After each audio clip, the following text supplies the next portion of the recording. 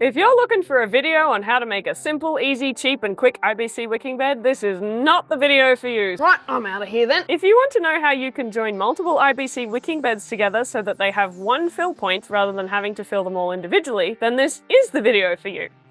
I'll explain step by step what we used and how we did it. Yeah, get on with it. Oh, you're still here. Great. Stage 1 is the foundation. Our clover lawn growth was abundant this year, so here I am wrestling with our tiny lawnmower to prepare the workspace. The first real step was preparing the footings. It's really important for wicking beds to be completely level so that the water sits level and therefore wicks up evenly throughout the bed. Now, since we are connecting 5 beds into one system, that meant that the entire row had to be level.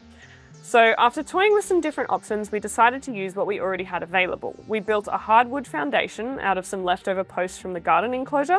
God, looks like you're building house foundations. You're using string lines and everything. Kinda, yeah, it's where my dad's building knowledge came in handy. We secured one beam to the uprights of the garden enclosure and the other side got these little feet that rest on concrete stepping stones which we dug into the ground. It's worth noting that you don't have to build them up like this. This was just because we were aiming for quite a tall raised bed. The main point is to create a stable, level base that can carry a lot of weight and won't sink over time, because these beds do get real heavy once they're full. The final step in the foundations was to put pallets on top to make a stable base to distribute the weight of the beds evenly across the foundations. These were free secondhand pallets we got from Marketplace. You could also just sit the pallets on bricks if you didn't want them so tall. But a pallet in direct contact with the ground will rot out much quicker than if you raise it up on something. I'm already knackered just watching and you haven't even gotten to the IBC bit yet. I did warn you that this is not a simple, quick or easy solution. Anyway, stage 2 is prepping the IBCs.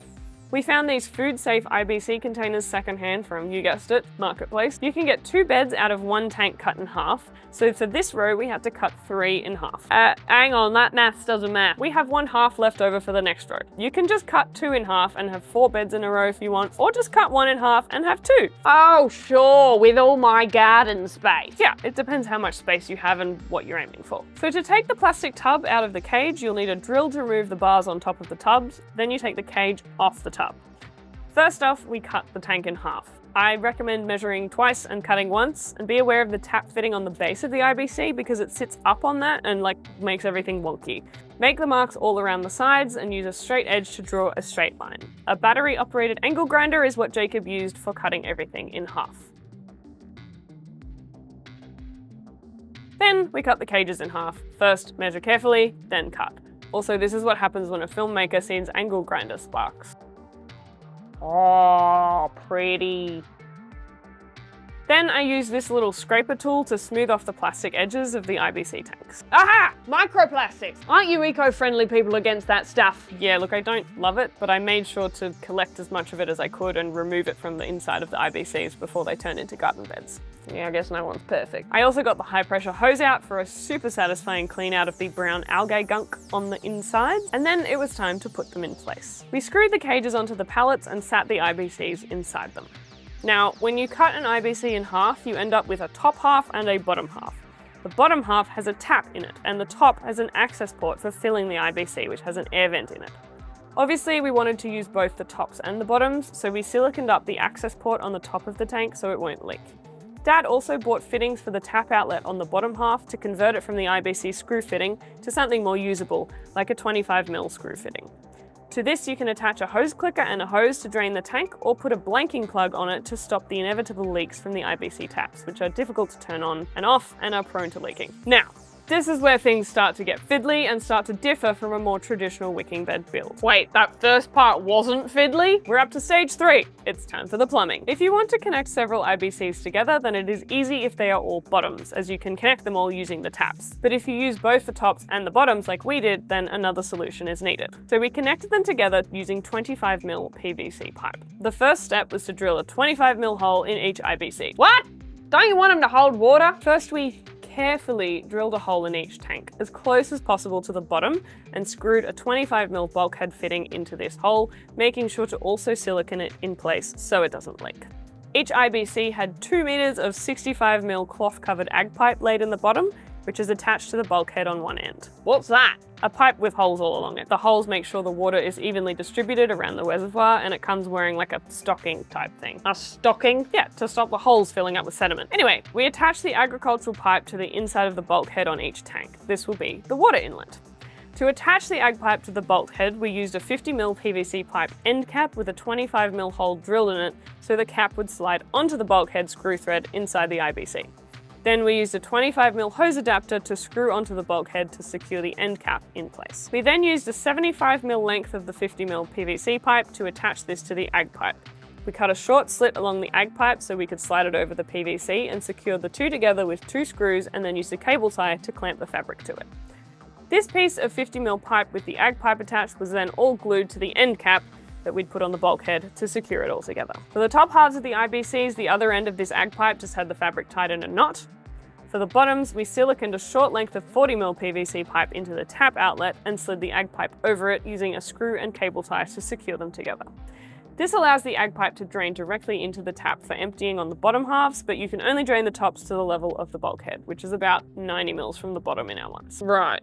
That's a lot of pipe fittings. Yep, and that was just the inside.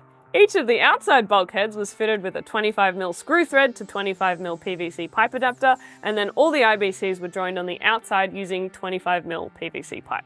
At each IBC, a T-junction was needed to collect them all up in a row. This is the fill line, which will fill all of them at once. Sorry, continue. But why stop there, said my dad. Let's make it automatically stop at the right level by crafting a fill tank with a float valve in it. A float what now? A float valve. It can be set to shut off the water flow when it reaches a certain level. So Dad made this filling tank from a 7-litre plastic compost bucket that he fitted with 2 bulkheads. The one at the bottom connects to the IBC run, and the other bulkhead at the top was for the water inlet. The outside of this inlet is connected to a hose clicker for filling, and on the inside of the tank is a small float valve.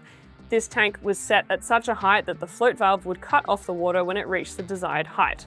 The desired height is the top of the gravel layer, which for us is 20 centimeters from the bottom of the IBCs, for those paying attention. I'm getting lost. Look, basically it means I can connect the hose to fill all the beds and then walk away and do other things in my garden while I wait for the reservoir and the beds to fill, and it will shut off itself without flooding them, which is what we want. Yeah, that is really convenient actually. It is! Once the silicone and plumbing glue had all set, it was time to fill them with water. Just enough to cover the plumbing so we could check for any leaks.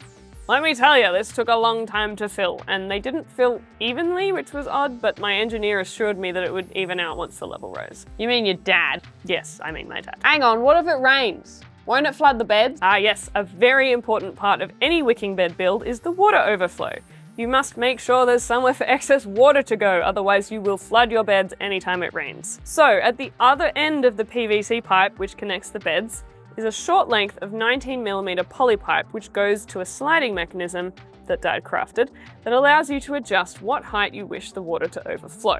So usually it's set to the same level as the gravel reservoir. Oh, I know this. It's 20 centimeters up from the bottom, right? Yes. Then it was time for stage 4, filling the reservoir. In true engineer fashion, my dad built this amazing ramp contraption so that the person shoveling didn't have to shovel twice. From the trailer into the barrow and then from the wheelbarrow into the IBCs. Just a short trip up the ramp and a beautiful slow motion backlit cascade of gravel into the IBC. Yeah, that's a bit of extra effort. Hang on, what is that stuff? It's called bluestone screenings, and according to my research, the best size for effective wicking is between 5 and 7 millimeters. Not all landscaping shops sell it that small, so I do recommend calling ahead to make sure they have it. Bluestone screening. So an IBC cut in half is around 50 centimeters high. We made our reservoir 20 centimeters deep so that we have 30 centimeters of soil above it. So after a mix of ramp tipping and shoveling, a lot of shoveling, we used 1 cubic meter of gravel across all 5 beds to be exact. 1 cubic meter? That is a lot of shoveling. We had all of them half filled with gravel. This is another step where level is really important across all of the beds, but this time we had the best level of all to measure it with, the water level. We had to fill each bed so that the water was just sitting on top of the gravel in each.